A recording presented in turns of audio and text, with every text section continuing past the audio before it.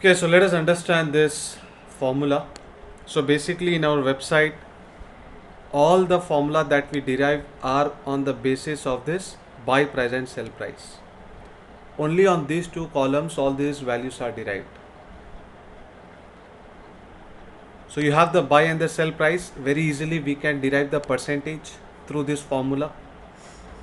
That means what percentage of return have you generated when you bought any particular stock at 100 rupees and sold at 101.2. So the return is 1.2%. Likewise, for each trade the percentage of return is calculated. If the buy price is higher than the sell price, then obviously it is going to be negative. Now this return is considered on 1 lakh investment. So this is cumulative returns. If I start deploying 1 lakh and follow all these trades, my first after the first trade, because of the profit of 1.2%, my 1 lakh will become 1 lakh 1200 through this formula. My capital plus the return on the capital. Okay, so initially my capital will be 1 lakh. So whatever the return that I get on 1 lakh will get added to my principal. So this will become the net profit. Then the second cumulative means my new capital will be this one. So now it is not going to be 1 lakh, it is going to be the D3 value. So D3 plus the return on D3. This is a return on the D3 value. So the 1 lakh rupees after compounding with this profit will become 1,14,624.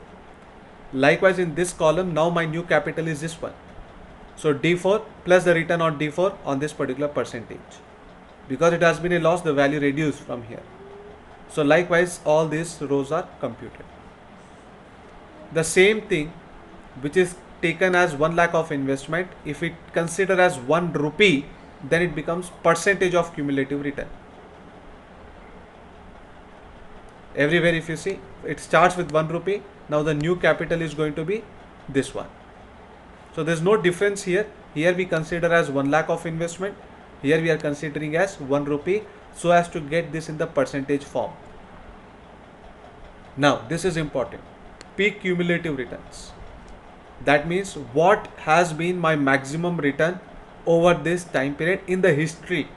So when I am checking the first row, I will only check this date what my return is. If I want to calculate peak cumulative returns for the next day, I'll be looking at in the history. That means in these 2 days what is the maximum value. This row will have the maximum value of these two columns or these two rows. Now this value is nothing but highest of these three. This is the highest of these four. Likewise this column, this row is the highest of all of this. So it checks in the history from the current date what has been the maximum cumulative returns, so that it will be helpful for us to draw the drawdown value. Now coming to the drawdown, there is an if else condition here.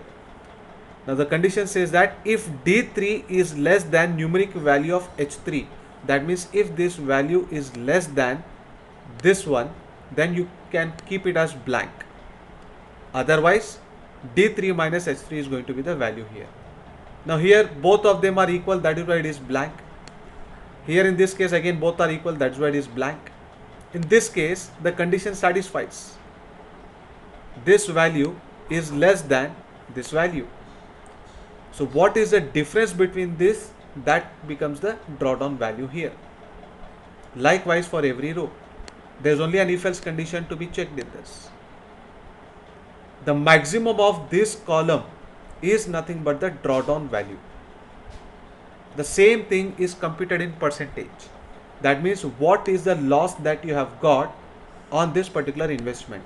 This is the loss we made, 2,729. So how much did we lose on this particular capital?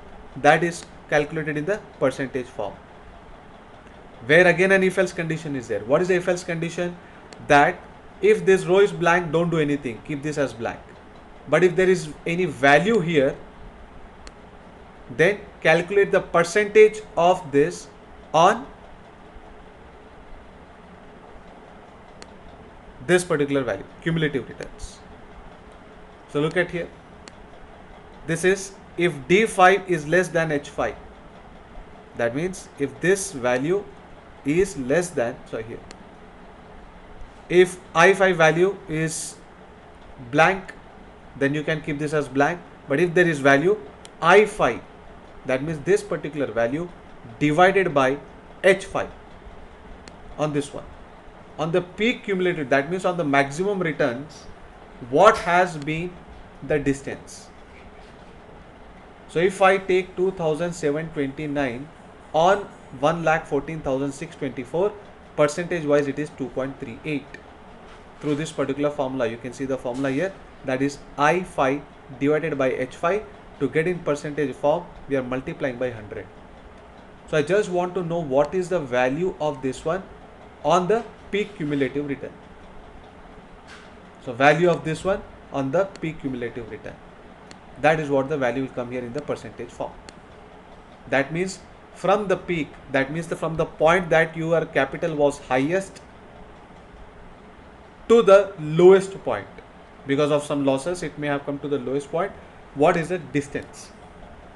That is called as drawdown, wherein we are only calculating this particular value on percentage terms of this one.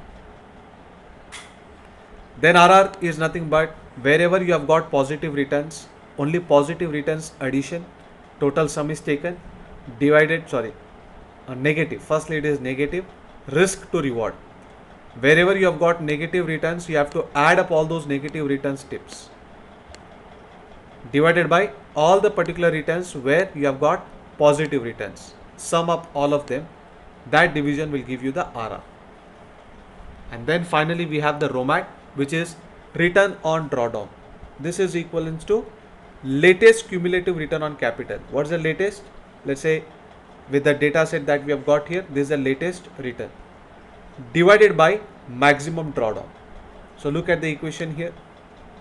F11 minus 1 into 100 divided by max of J3 by J11. So this is your J. So what is the highest value here? From the current date, we need to go into the history and find out what is the maximum value. So that is 17.89. So that value get filled here. And then F11 minus 1. This is my F11 minus 1. If you do it, you will be getting that in the percentage form. So the return on maximum drawdown has been 0.54 from the data which is available here. So I hope you have understood this concept. Any queries you have got, you can contact me on this number. All right.